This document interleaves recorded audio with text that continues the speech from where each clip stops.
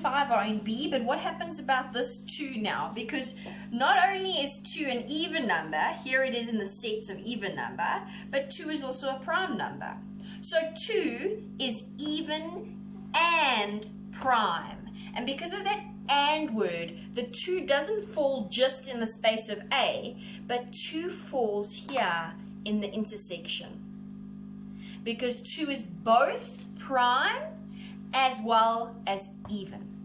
So that's how an intersection works. You have some that are only even, some that are only prime, but some that are even and prime, and they fall into the intersection.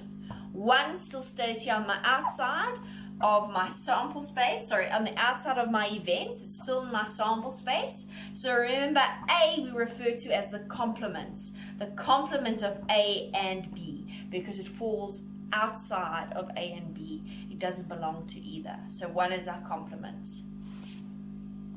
So how would I write this intersection in my maths terminology? I would have A and B equals, in my brackets, 2, because that's the only thing that falls into this intersection in the middle, is 2. So A and B consists of 2. So the last terminology I'm introducing you to today is called the union of events. And a union of events is the event consisting of all of the favorable outcomes. So union, when you get married to someone, you are in union with them. It's a coming together. It's a joining of things. It's a uniting. So when we have a union of events, we unite all of the favorable outcomes of the events. It is every favorable outcome. So if we had to look at our Venn diagram, do you see that the part that I've colored in are people who just like chocolate milk, for example? And the part that I've colored in blue are people who just like strawberry milk. And the part that I've colored in black, which you now know is an intersection, A and B, are the people who like chocolate and strawberry milk. But a union of events is asking how many people like chocolate or strawberry. It's uniting all of these. It's counting how many people fall into all 3 of those sections. So a union we write as A or B, because they can like chocolate and we include them in our counting. They can like strawberry and we can include them in our counting. And they can like both and we can include them into our counting of how many we have in a union. So it's uniting all of these favorable events. Just a question, who would fall, if we were just comparing chocolate and strawberry milk, who may fall inside the sample space that doesn't fall into my Venn diagram circles? Well, that could be somebody who likes a lime milkshake, and they wouldn't fall here. They would be in my sample space. So a union, we count everything together in all of our favorable outcomes. So if we just had to look at the exact same example we looked at, where we had rolling an even number, and that was my A event, rolling a prime number, which is my B event, and then 2 being the intersection, because 2 is both even and it is prime. The union, everything that I've included, so A or B, would consist of 4, 6, 2, 3, and 5.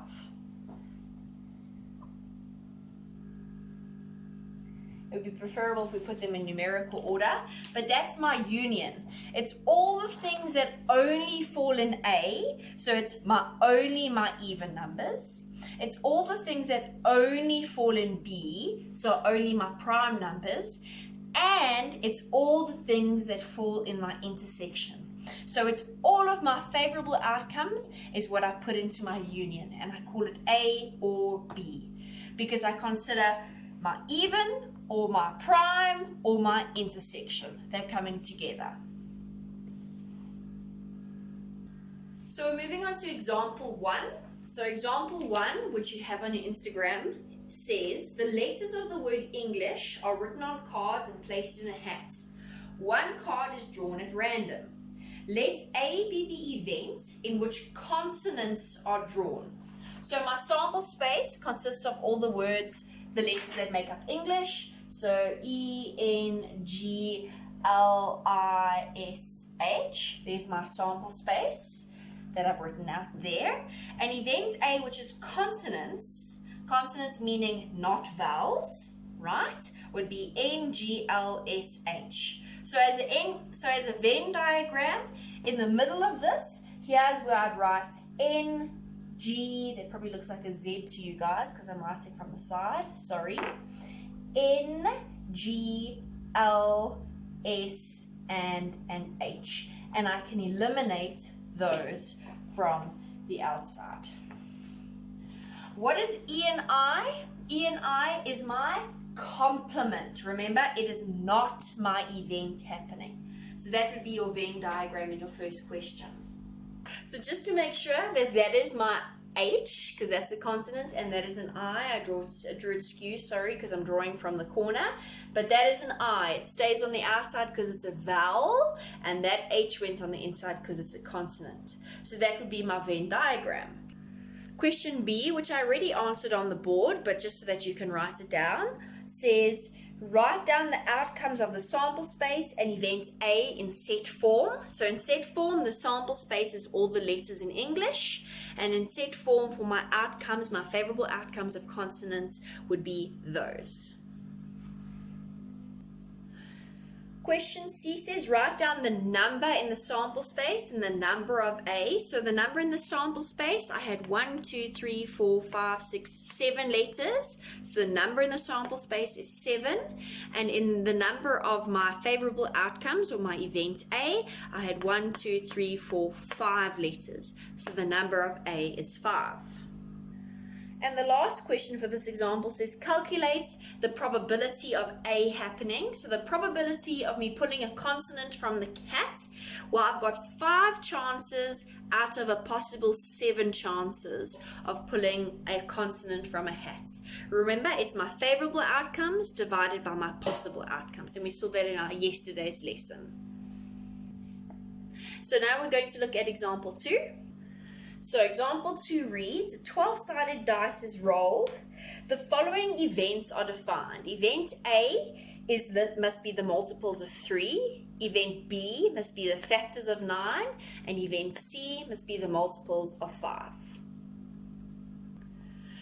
So question A asks to list the outcomes in set form. So the first thing I did is I wrote out my sample space. If it's a 12-sided dice, that means I've got all these options from 1 to 12.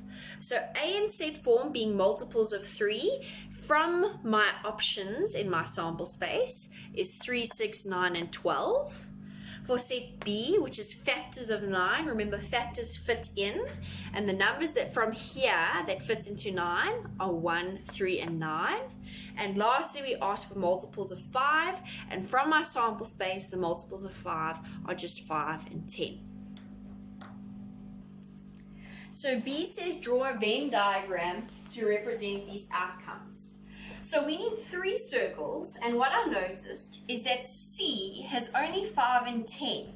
And you see that 5 and 10 doesn't have any mixing. There's no intersection.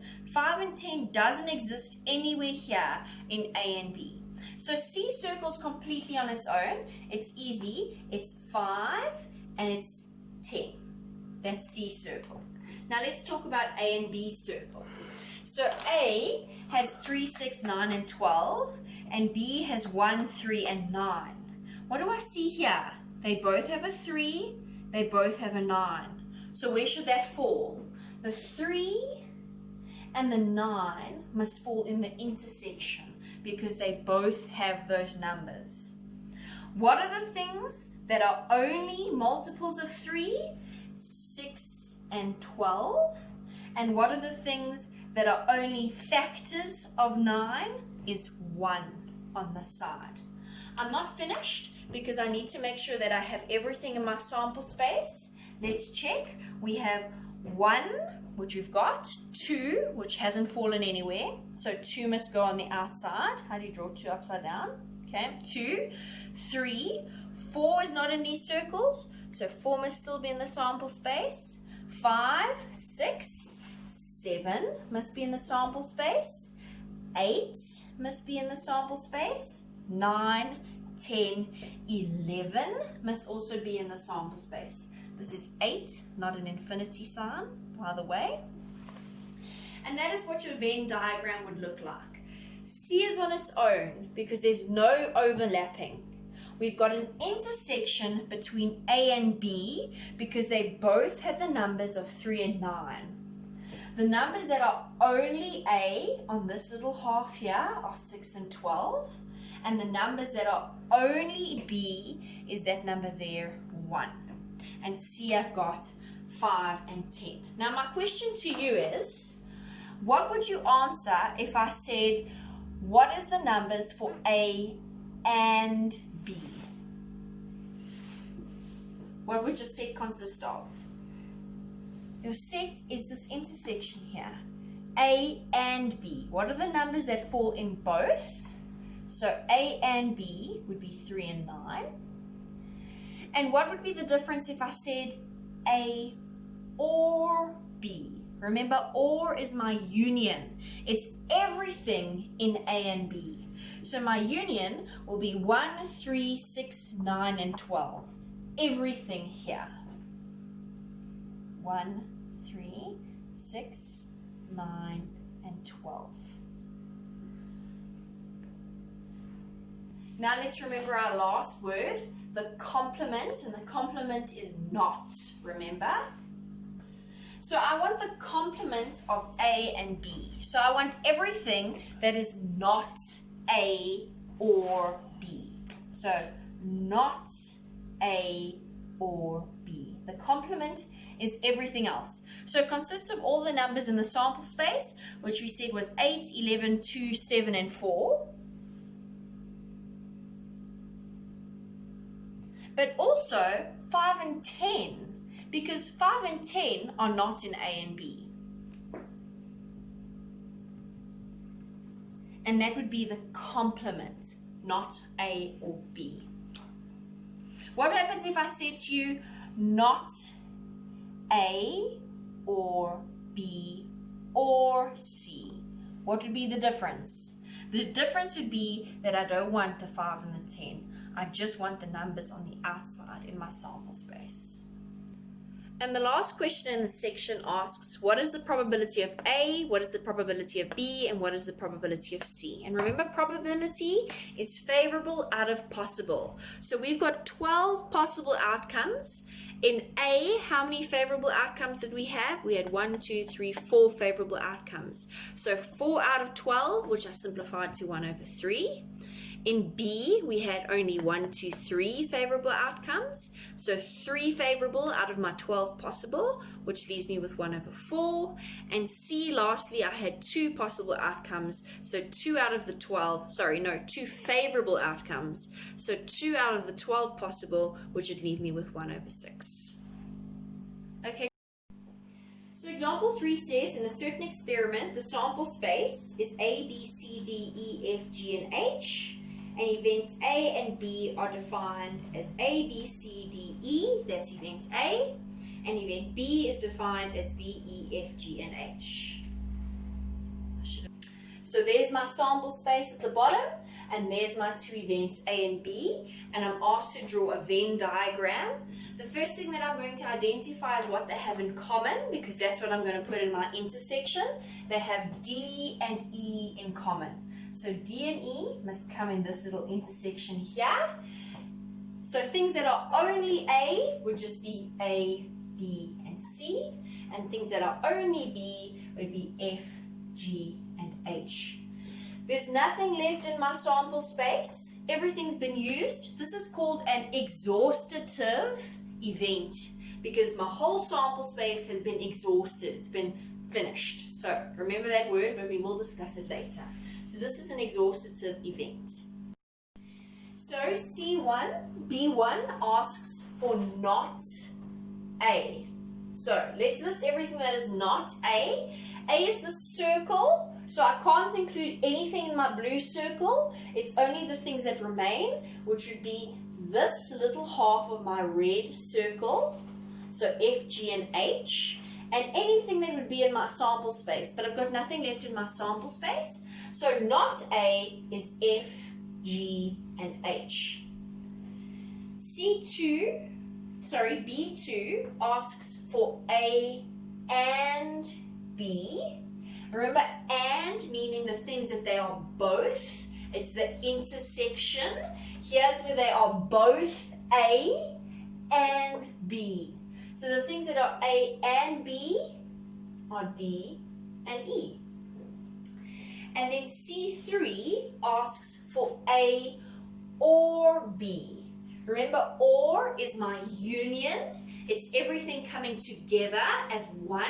So it's everything inside the circles, which is A, B, C, D, E, F, G, and H. It's everything. It's only A, the intersection, and only B things. That is my or. So it's literally my whole sample space. F, G, and H. So C1 asks for the number of not A. And I just wrote those answers down the side, and it's very easy. How many do I have that are not A? There are 3 letters that are not A. Then they ask in C2 for the number that is A and B, B and being the intersection, and I have 2 in there.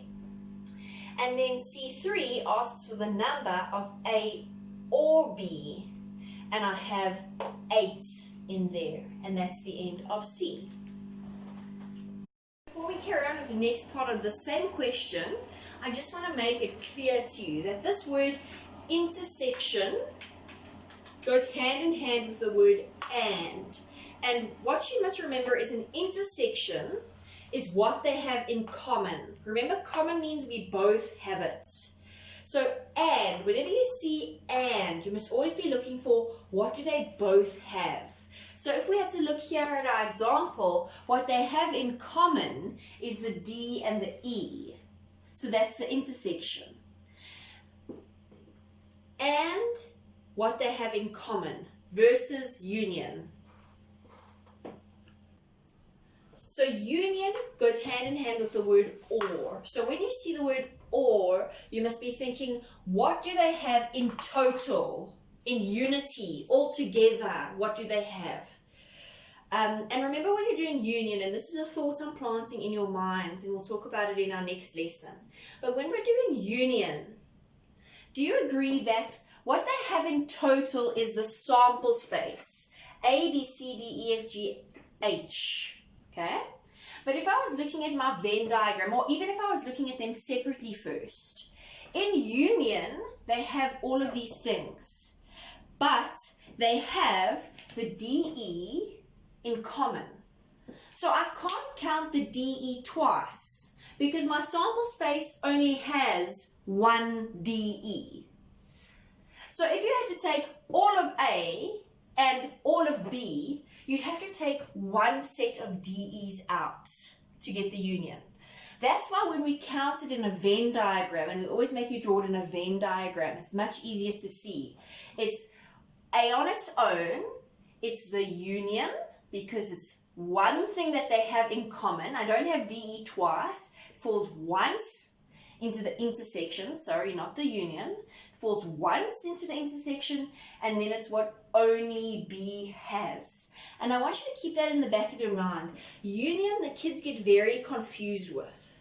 Union goes hand in hand with or, and it's what they have in total. But remember, if they're sharing something, if they have an intersection, you can't count this intersection twice because there's only one DE. Even though they both have DE, there's only one of it.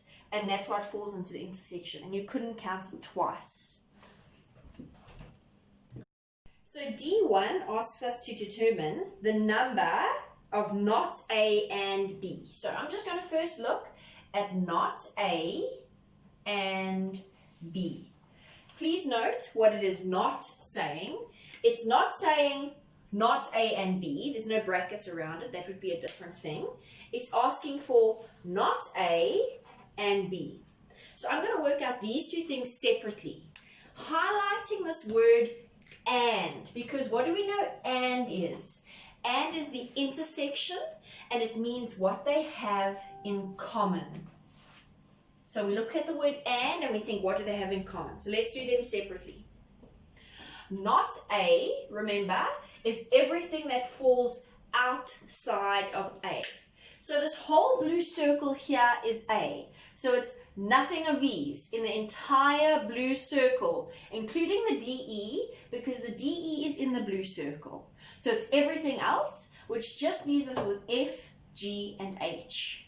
If we had other letters in the sample space, it would also include that, but it's just F, G, and H. So not A is F, G, and H. And then separately, it's asking me for B. So I'm going to write down what is B. And I know B is everything in the red circle. So everything in the red circle is DE, because it's in the red circle, F, G, and H. So D, E, F, G, and H. Okay, let's get back to the question. It says not A and B. What do they have in common? I hope you can see it, that they've got F, G, and H in common. So that will be your answer, because they want the intersection of where not A and B would fall. They want the intersection. What do they have in common if I had to draw this as a Venn diagram? So my answer for not A and B would be F, G, and H. But the question asked me for the number of not A and B. So the number of not A and B is 3, because I've got 1, 2, 3 letters. So D2 asks us to determine the probability of not A and B. And remember, the probability is the number of favorable outcomes divided by the number of total outcomes. Not A and B have 3 outcomes. So the probability of this event, not A and B,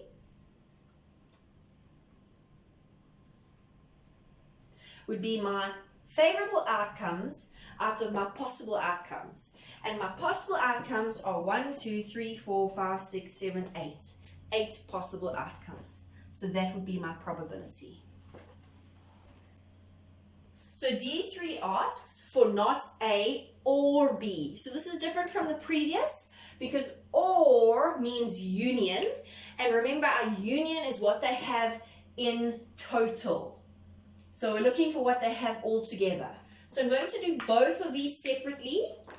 So earlier we decided that not A, we've already seen this in our previous question, was F, G, and H. And in our previous question, we also had B already, which was the entire red circle, D, E, F, G, and H. Now, remember earlier in the beginning, just before we started question D, I said to you that when you have a union, you can't count the intersection twice.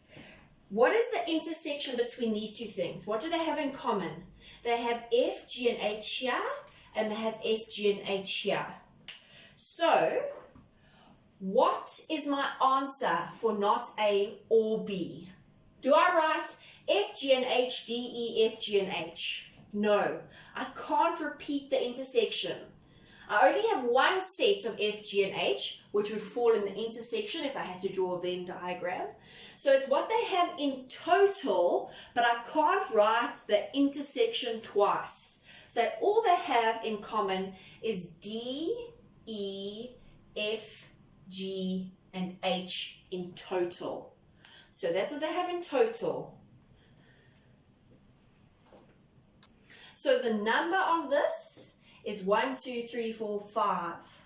5 favorable outcomes in the union. So the probability, which is our next question in D4, asks for the probability of not A or B, so the number of favorable out of my total numbers. So it's 5 favorable outcomes in my union out of a possible 8 total letters. So D4 asks me for the probability of not A or not B. Remembering this word or, so it's what they have in total. I can't repeat the intersection, so if they have something in common, I can only write that down once. I can't repeat the intersection, but I'm going to work them out separately. So not A is going to be everything that is not in my blue circle.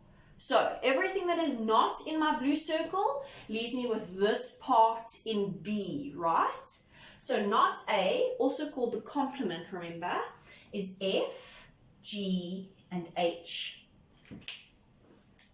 Let's look at not B. Not B is everything that doesn't fall in my red circle over here, because this is my event B. So what am I left with? These things in my blue circle.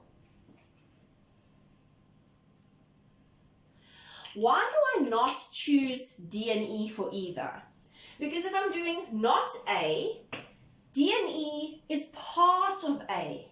Even though they're also B, it's also part of A. So I can't put D and E in. Same for not B.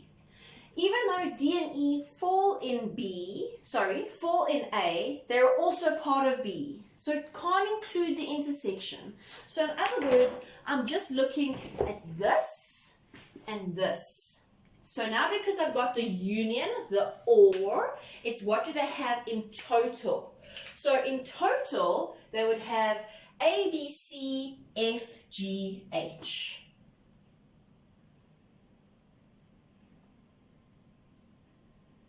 So what is the probability of this happening? I have 1, 2, 3, 4, 5, 6 favorable outcomes out of a possible 8 favorable outcomes, which leaves me with 3 over 4, or 75%. D6 asks for the probability of not A and not B. So the difference between this question and the previous question is that this is looking for an intersection, what they have in common. Now we've already discussed what not A was. Not A was everything outside of the blue circle, F, G, and H. And we also discussed what not B is, everything that's not in the red circle, A, B, and C. Now because we're looking for an intersection, the word and, we have to check what do they have in common, where do they overlap. Can you see they have absolutely nothing in common? So what is my probability of getting an intersection of not A and not B? The probability is 0 outcomes out of a possible 8, which is just 0. And what do we call it when the probability is 0? An impossible event. So now we're doing example 4, and it says the diagram shows, and I've drawn the diagram, the subjects taken by matric group in an FET school with respect to geography, my blue circle, and accounting, my red circle. Now before we even answer any questions, let you and I discuss what is happening. If I was talking about my event G, geography, how many kids take geography? It's the whole of the blue circle, because all of these kids take geography. That's what it means. So how many kids take geography? It's the 10 and the 30. So we have 40 kids that do geography. If we look at accounting, accounting is the whole of the red circle. So how many kids do accounting? It's the 20 and the 30. This 30 here, which we know is the intersection, what does this, sorry, not 30, what am I saying? It's supposed to be 50, that looks awful, I'm sorry. So they have 50 because it's a 20 and 30. What is this 30 in the middle telling you here? This 30 number of children take both geography and they take accounting. So 10 kids only do geography, 20 kids only do accounting, and 30 kids do both of them. But in total, 40 kids do geography because it's the only and the intersection. And in total for accounting, 50 kids do it because it's the only and the intersection. Because the intersection falls in both circles. What does this 90 tell me?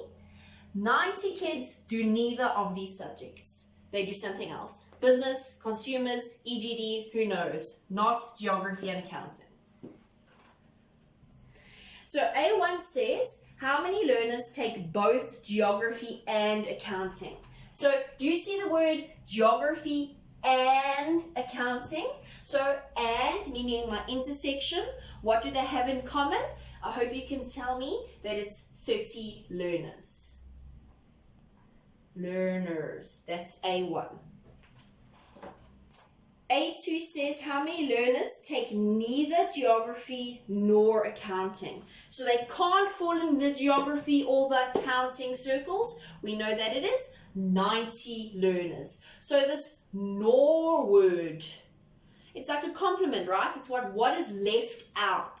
So my answer is 90 learners take neither. A3 says at least one of the subjects. So I'm going to write this word at least one on the board, because at least one means they could take two subjects. They have to take geography, or they can take accounting, or they could take both, because it says at least one. It doesn't say how many learners take only one. It says at least one. So if I'm thinking of the geography kids, the intersection, and the accounting kids, what am I actually talking about? I'm talking about the union. At least one of the subjects is the geography, the intersection, and the accounting. So at least one would be the 10 plus the 30 plus the 20, which leaves me with 60 learners. So where do some kids make mistakes? Some kids in this question would have said to me 40 plus 50 and given me 90 learners. And that's not right. How come? Because geography, remember, is made up of the 10 plus the 30. And accounting is made up of the 20 plus the 30. Remember what I said earlier? If I'm doing a union, I cannot repeat the intersection. The intersection is twice here. It's what do they have in total. I can't repeat the intersection. Because if I repeated the intersection, that would mean that there was an extra 30 kids. But this 30 fall into both. So it's the 10 and one of the 30s and the 20. Because I can't repeat this 30 because it only appears once. A4 says geography, but not accounting. So I want geography and not accounting. So, and meaning an intersection, so what they have in common. So I'm going to do this separately. Perhaps you can see it very quickly, but these Venn diagrams get very difficult. That's why I'm breaking these easy ones up into every single step so that you can apply to the more difficult ones. So, geography. How many kids take geography? It's the whole of the blue circle, which we decided was 40. But remember, the 40 is made up of the 10 plus 30. Okay? Now we're going to do not A. So not A is everything that falls outside of the red circle. What is outside of the red circle? It's the 10 as well as the 90. That would be my not A. Now remember, it's an intersection. It's what they have in common. And what do they have in common? The 10. So my answer to that is 10 learners. And it's actually very easy to see on this diagram. Who takes geography and not accounting? Well, surely it should just be that. But using our maths understanding, this is how we come to 10 learners. So we're moving on to B, and it says, if a learner is chosen at random from this group, determine the probability of. So remember, probability is my favorable outcomes. Sorry, that's not how you spell favorable. Favorable out of my total. Okay? Tell me, how many learners in total do we have on our Venn diagram? 10 and 30 is 40. 40 plus 20 is 60. 60 plus 90 is 150. There's 150 learners on this Venn diagram.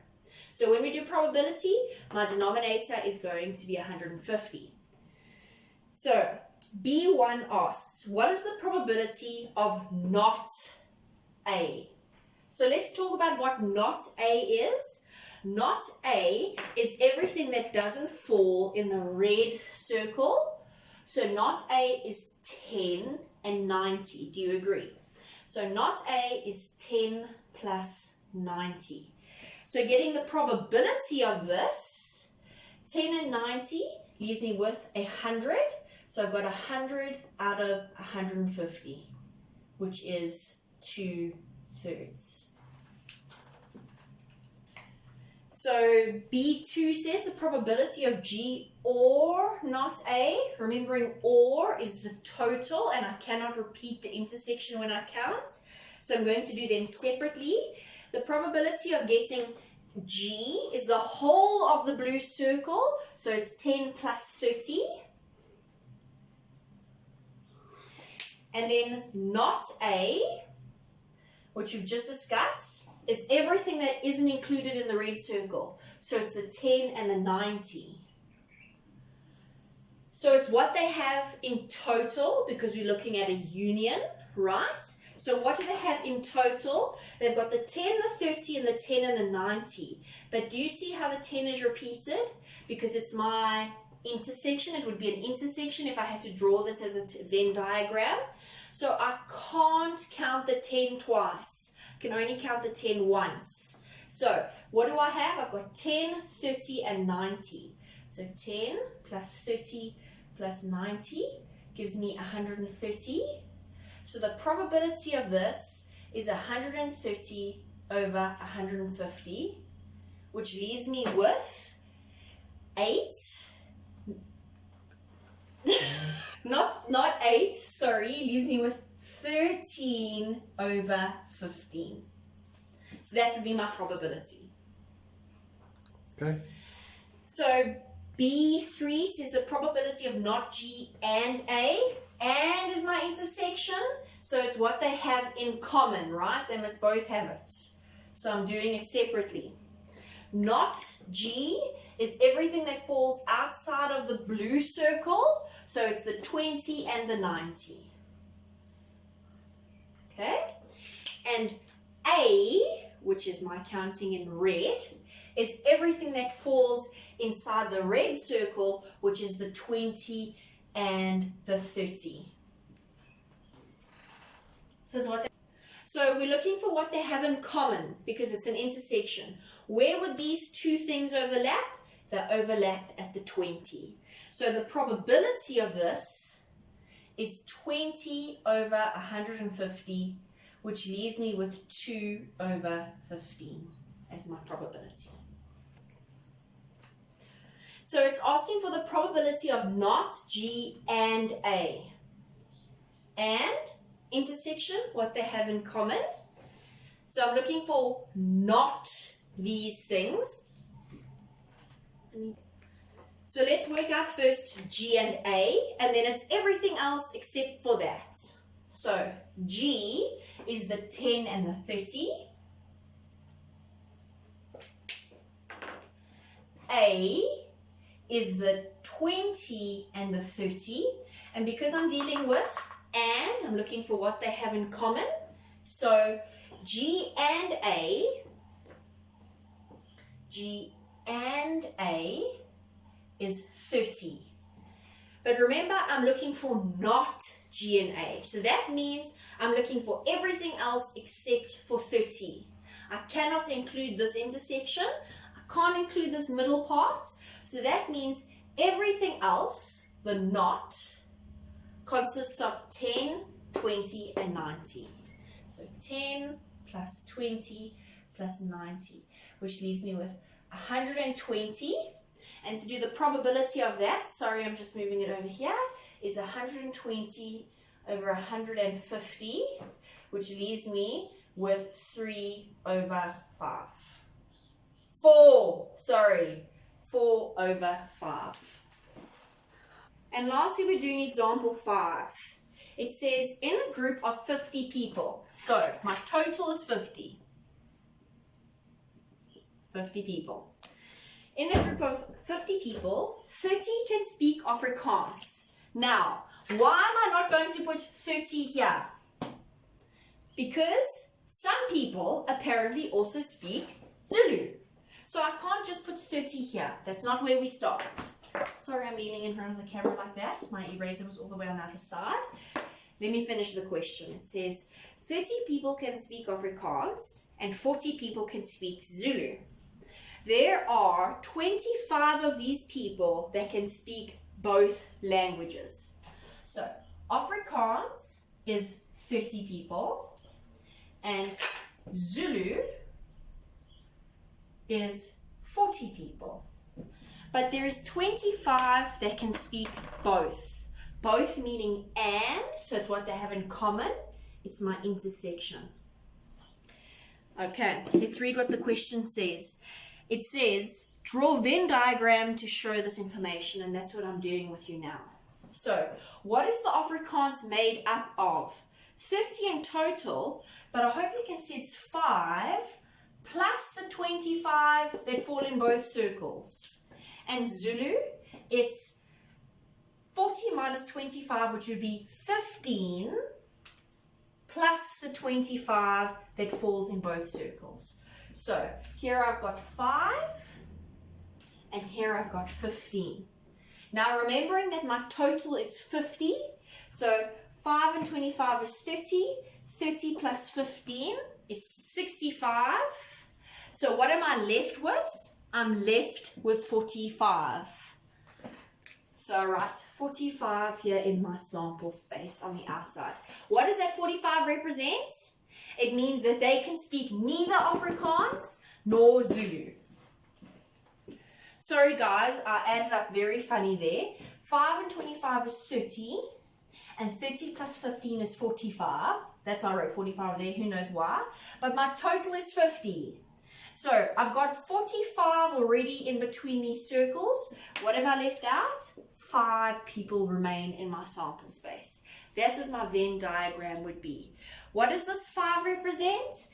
5 people can speak neither Afrikaans nor Zulu.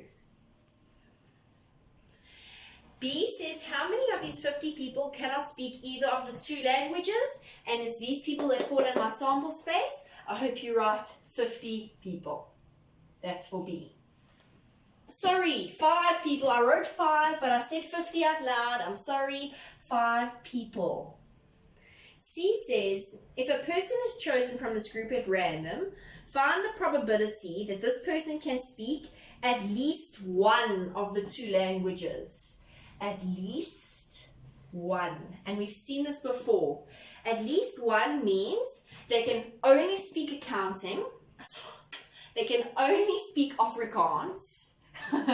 They can only speak Zulu. Or they could speak both. Because it says at least one.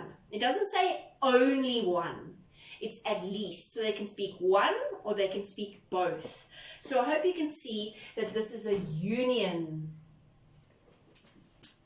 Okay? So it's the 5, the 25, and the 15.